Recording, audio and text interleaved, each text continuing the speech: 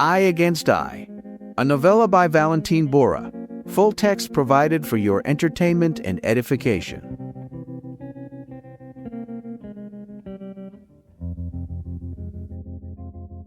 That time was before the global apocalyptic flu pandemic that took over our civilization in the last decade. The boys and I were actually frequenting a pub, and we were also dining out, going out to movies, things like that. You know what I mean. Things healthy people do. Then everything was moved to an app. We live in an app these days. It's almost as if this terrible reality was designed on purpose to make us all feel miserable and terribly unhappy with our lives, all on the internet. All behind secured screens that prompt one to accept something called cookies. Anyway,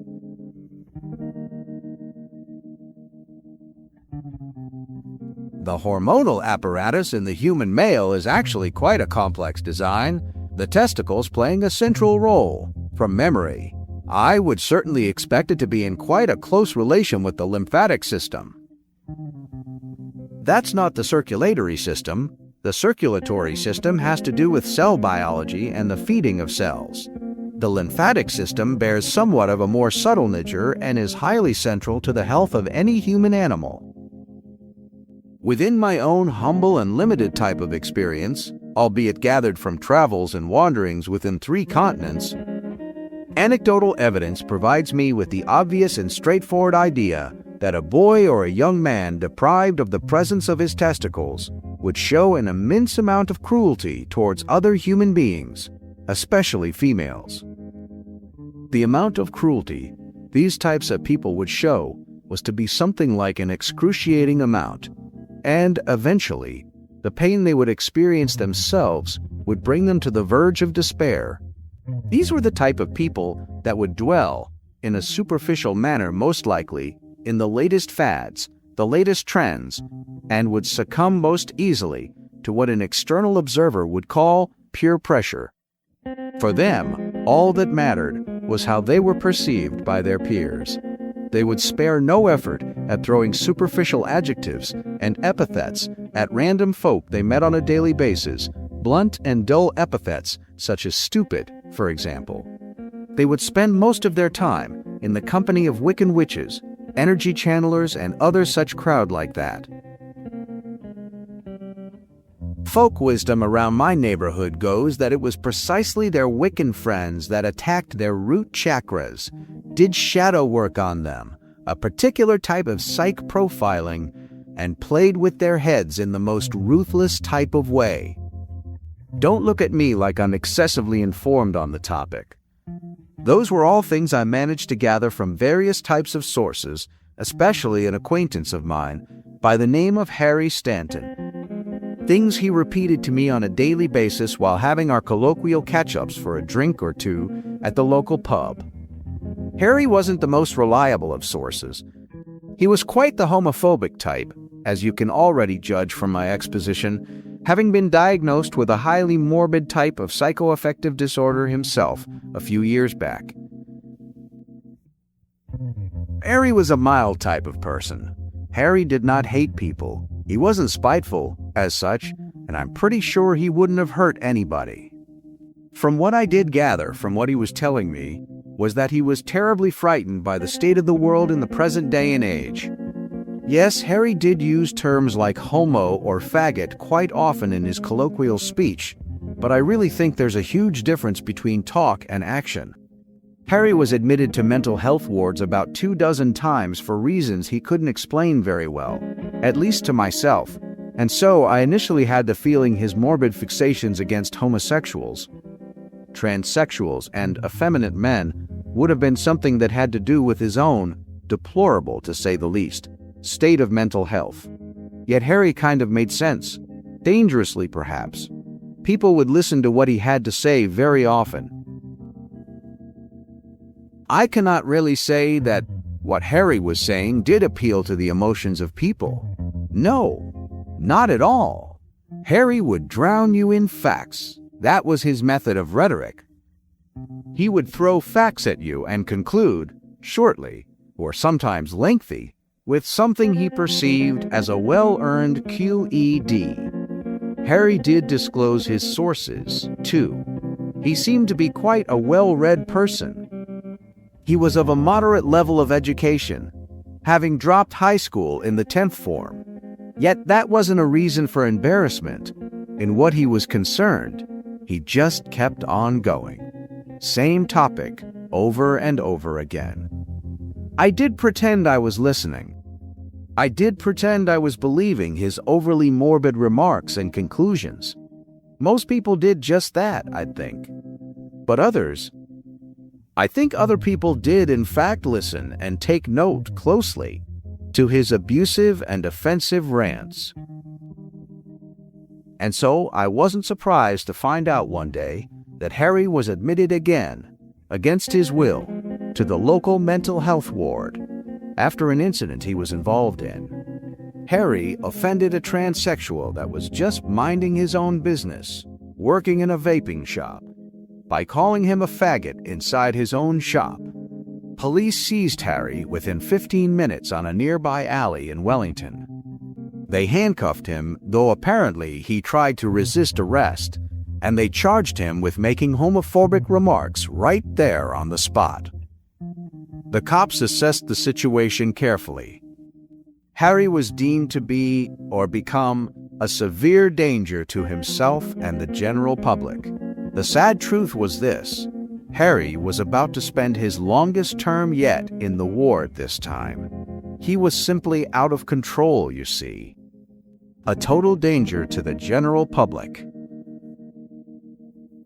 I managed to take some time off my job at the local post office inside our warehouse stationery, and so I went to visit Harry together with some of the boys from the pub.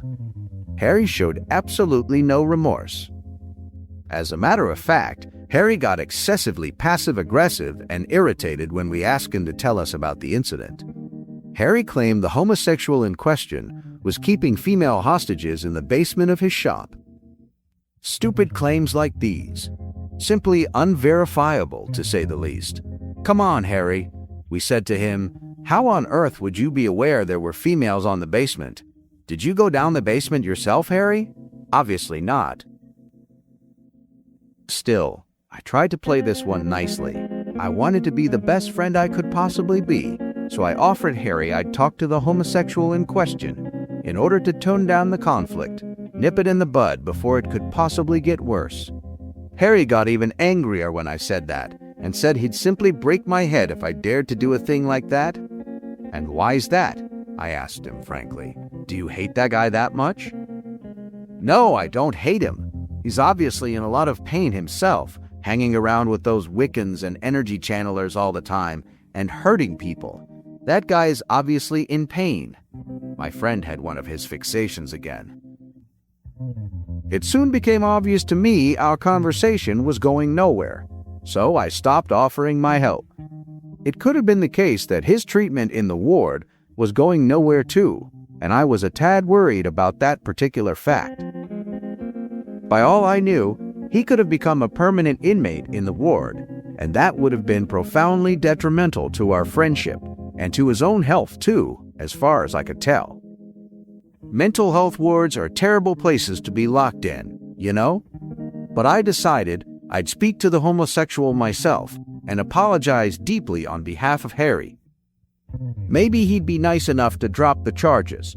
My intuition and knowledge of people told me that homosexuals, transvestites, and effeminate men were quite reasonable, kind, peaceful, and tranquil sort of beings. So I thought there was a chance. I didn't want Harry to face criminal charges, for heaven's sake. Your friend is a notorious troublemaker, buddy, and I don't want him in my shop ever again.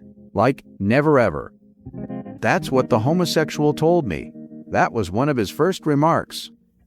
I told him that Harry had a mental health problem, and he was mildly impaired in thinking, and that I'd take care myself. He wouldn't be of any bother to anyone from that moment on. Yeah, it's all I against I with that guy. To use his own terminology, I asked the homosexual what he meant by that remark. He's the Rasta type, right? Weed and booze, that's all he gets out of life, spending all of his time begging for help from the government. That's human trash. Pure human trash, if you're asking me. The homosexual was getting profoundly irritated. I could understand his own personal perspective. To be quite frank, it's quite hard being part of a sexual minority, even in this day and age of social progress and freedom of assembly. There was still a sort of awkwardness that would create friction between individuals and people in general. Plus, Harry did offend the dude, and he did that to the limit.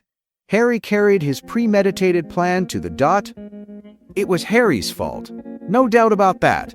I was there just asking for a tiny bit of compassion from a man that seemed otherwise to be quite reasonable and down to earth.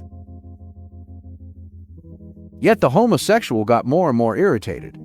Look, mate, I'm the post office guy. I'm the middleman in this. There's no need to argue with me about anything. My friend did something wrong, and I am here to give his apologies for the incident. Tell him to shove his apologies, the homosexual concluded. By the way, do you have a basement in here, mate? Get out of my shop. Now. Get out of my shop or I'll call the cops. Now. I went away, wondering a little bit why that dude got so angry with me. I was always a nice guy to the LGBTQ+ community. I had dozens of homosexual and transvestite friends. Some of my best childhood friends were homosexuals. I was always polite and always within bounds. I was of the opinion I was beyond any form of reproach in what I did. I was just trying to make things easier for both of the men in question. What's legal action in a do here?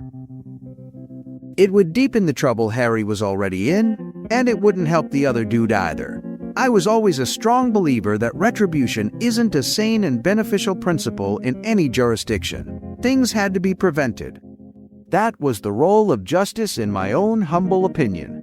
The evenings at the pub were very boring without Harry. The boys lost interest and many of them wouldn't show up. Rumor had it Harry was in imminent danger of being kept in permanently. That would have been a terrible outcome. Harry just didn't make any sense. When not paralyzed entirely by the medication he was administered, all he mumbled was random type of shit about random basements and the synthetic race of humanoids that was bred since mid-80s to keep female prisoners in those basements. Those were exactly his words. Synthetic race of humanoids. Harry did not make any sense, and the boys and I were torn to pieces, thinking he may be kept in indefinitely. Harry was quite the entertainer, you see. He was the soul of the group. He was the shaman. Have you seen the seagull in a flock that has entirely dark legs? That's the shaman of the flock. He carries the spirit of the group, encapsulated in their own being. That was what Harry was to us, our shaman. I couldn't let this go. I refused to accept the blunt reality. So I decided to visit Harry in the hospital once more. It was quite hard for me getting time off work.